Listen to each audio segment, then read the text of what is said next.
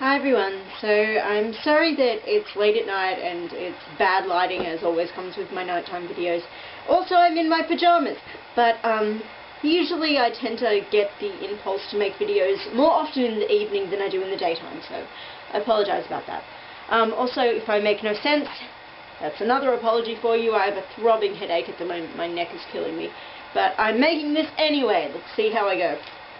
I'm trying to catch up on a ton of Misty the Book Rat's book chat videos and discussions, and I'm quite behind in many of them, but I asked and checked with her if it's okay for me to still upload video responses months after the fact, and she said the more the merrier, and it's always welcome. So tonight I'm going to try and do her buzzwords and deal breakers discussion.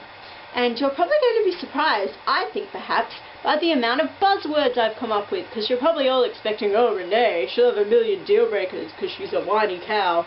But I've come up with quite a few buzzwords, so let's get into those. Things I like. I like me some alternating points of view, and I like dual narrative a lot of the time in novels. Misty said that this can be a hit and miss thing with her, because if it's done very well, it's great, and then when it's poorly done and done just as a kind of gimmick, she feels, then it's not nearly as effective. And that's, of course, I completely agree with that. But for the most part, the times I've come across dual narration or alternating points of view, I've found it to be very effective, and there's only been like one or two instances where I felt it was unnecessary and didn't really help to add anything to the story. But when I've encountered it on other occasions, I've really enjoyed it. And I like that it, it does give you different perspectives, and it gets you familiar with more than one character and more than one side of the story and stuff. So I tend to enjoy it if done well.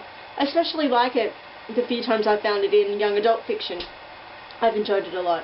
Especially one example that's occurring to me is The Shattering, which is by Karen Healy, and that had three points of view, from three main characters, so I really enjoyed that.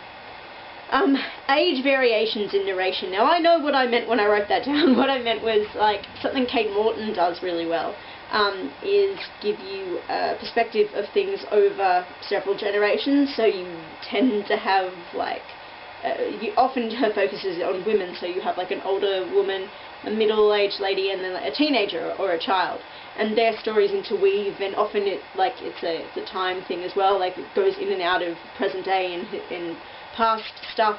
I like that combination of things a lot of the time, especially in my adult fiction. I tend to find that quite effective and cool, so I enjoy that.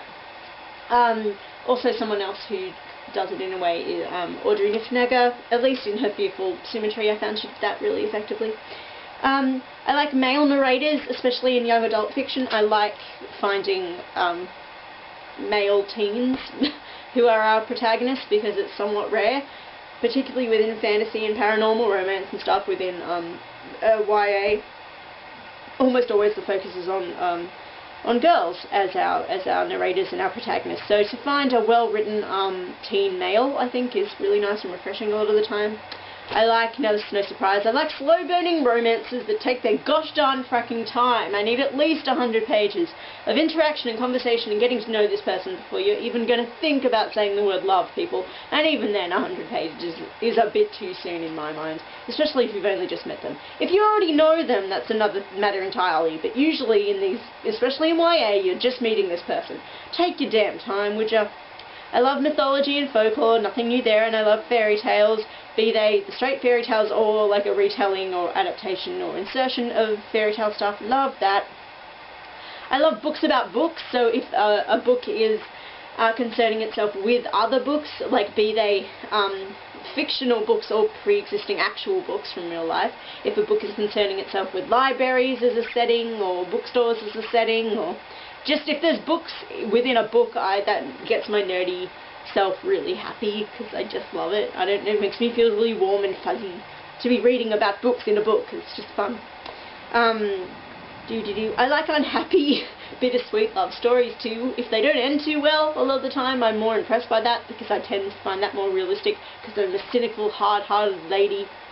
Where am I? I like, in terms of what mythological things I like to encounter, I get excited if I see unicorns or fairies and sometimes dragons, sometimes mermaids, but not too often. I'm sort of more beginning to trust that stuff now, but certainly unicorns and fairies and witches really get me. I'm like, ooh, don't mind if I do. I like untold stories, especially when it comes to like fairy tales that we're really familiar with. I like the untold story side of it. If you're taking the point of view of a character you wouldn't ordinarily focus on in a known narrative, I like that. I love historical fantasy stuff. I'll get into it here, but I'm not a historical reader, but I will, not typically anyway, but I will happily encounter some history if there's fantasy elements in there, and it's, under the guise of a fantastical story. I'm happy to have history in there. I like anything that has a feminist slant, especially if it gives a feminist slant to something a bit fantastical or extraordinary, like spy stories. That's why I love the Mary Quinn mysteries and the Sally Lockhart mysteries. Like if you're a scholar, like examples like the Historian or the Discovery of Witches. I like, ladies out there learning stuff, and then like typical things, especially in YA.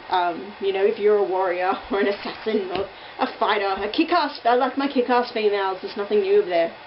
On a more serious note, I tend to get interested in stories about Stockholm Syndrome, or that have that theme running through them, especially because I appreciate the fact that it's being addressed. I hate stories that paint Stockholm Syndrome-esque situations as being a good thing, so I like it when when books will discuss something as being what it is, and if it's a negative situation, they will address that, so I, call a spade, please. Another somewhat depressing thing, I will be interested, especially in teen fiction regarding suicide and depression, because those are two very realistic issues that have had impacted on my life and have been very present in my life. So those are two things that I tend to be interested in, like contemporary realism in YA. I like flawed characters. I like anti-heroes and anti-heroines, because to me it seems just much more genuine and real and human.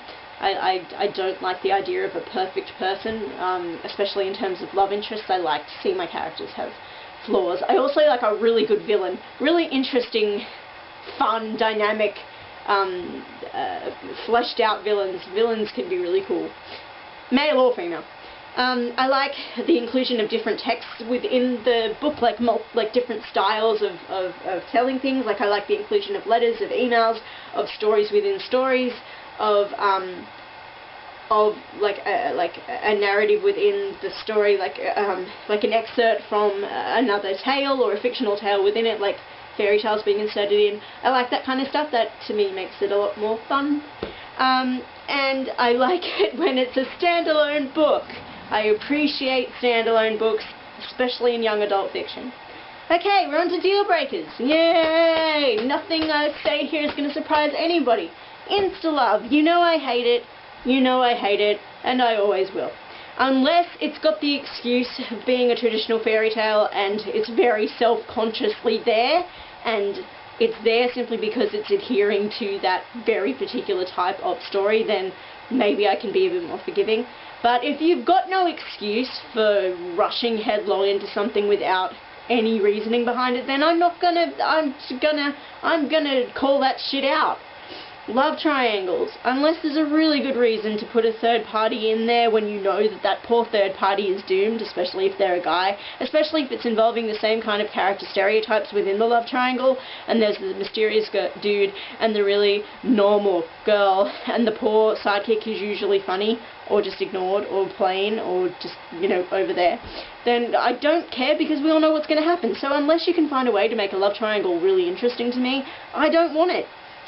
The mysterious dude and the normal girl, I'm sick of death of that. Dear God, the normal girl is never normal anyway, because she's usually so irritating that she's out of normalcy.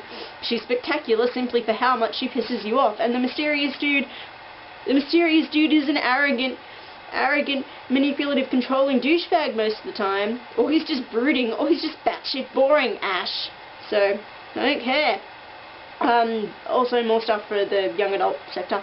I don't like boarding school paranormal stories a lot of the time, unless the exception is sometimes if it's witches that we're dealing with, because the Gemma Doyle series is boarding school, so that I kind of can't. I'm just a bit hypocritical of me. But often boarding school stories usually involve the girl going and meeting the guy at the boarding school, and it's a boarding school for paranormal people and stuff, so I usually don't warm to that.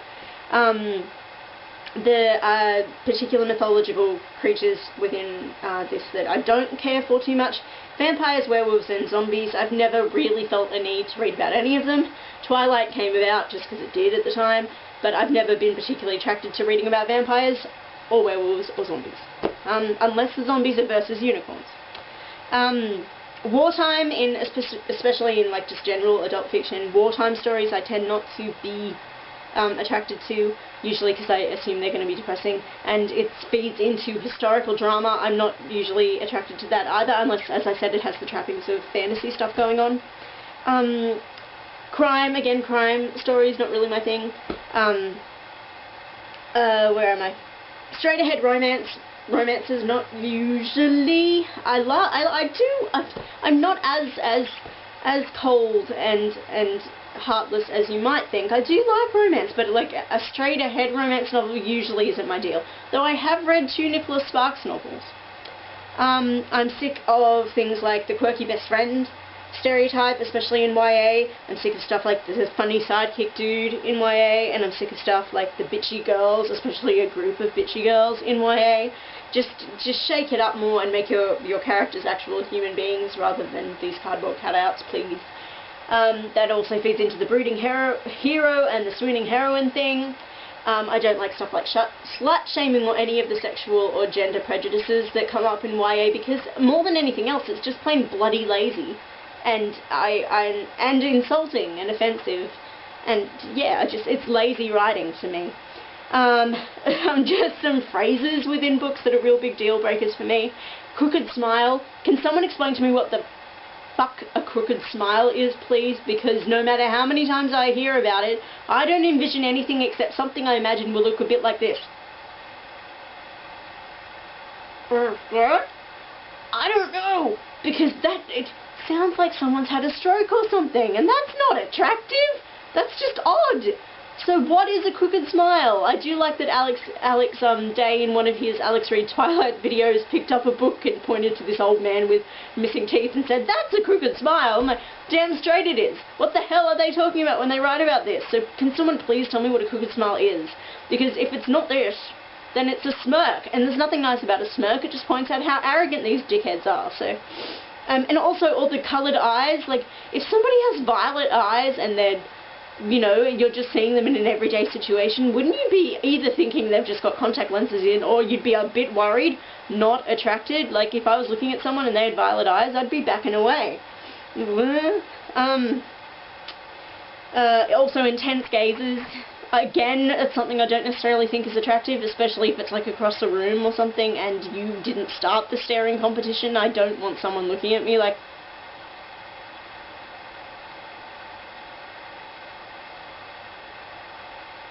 for hours. I think I've covered everything here. Oh, abusive relationships, unless it's going to be dealt with in the same manner as Stockholm Syndrome, unless it's going to be dealt with for what it is, and a realistic approach is going to get taken to it. Like, so I assume it's much more common to be found in a realistic contemporary fiction. Abusive relationships painted as being a good, positive thing, I can't handle that. I also can't handle adultery being glorified, and that's no matter what the genre is. Adultery being glorified is something that will always shit me to tears. So I think I've covered a few things, but there's some buzzwords and deal breakers for you. If you haven't done this video, feel free to, and link it back to Misty for her book chats. Thank you so much, Misty. You are always coming up with fantastic things to discuss. Thanks for watching, everyone, and bye-bye.